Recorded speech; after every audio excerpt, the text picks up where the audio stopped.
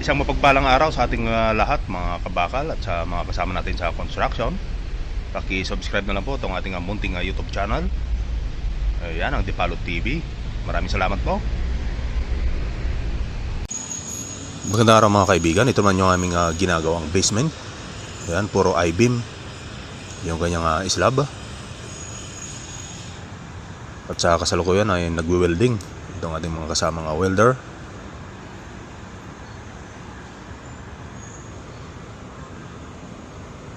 Ayan, bago po tayo mag-umpisa sa construction sa ating trabaho mga kaibigan ay huwag nating kalimutang magdasal sa ating Ama para malayo tayo sa mga uri ng kapamakan at disgrasya.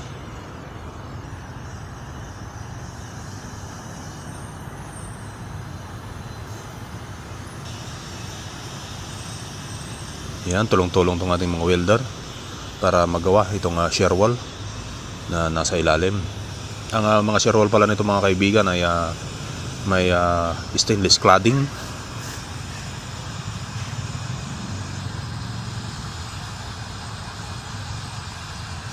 Ayan, puspusan yung pag-grind nila para pantay. Pag tinapal yung stainless sheets ay pantay, walang bukol.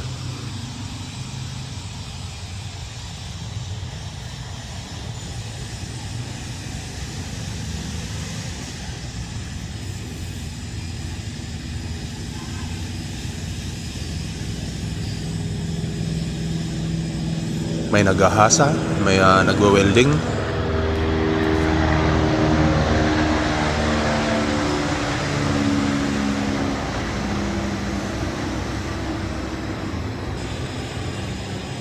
Ayan, tuloy-tuloy lang. Yung hinahasa mga kaibigan ay yung pinag-weldingan sa labas para pag nilapat yung stainless ay hindi siya nakabukol. Kailangan pantay na pantay bago ikabit para maging maayos at maganda. Iwas sa rectification ba, kasi mahal yung pagpipiler mga kaibigan.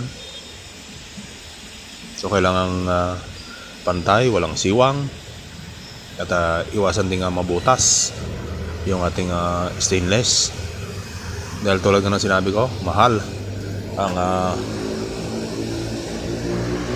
pag tatapal sa mga nabutas doon sa stainless kung sakali.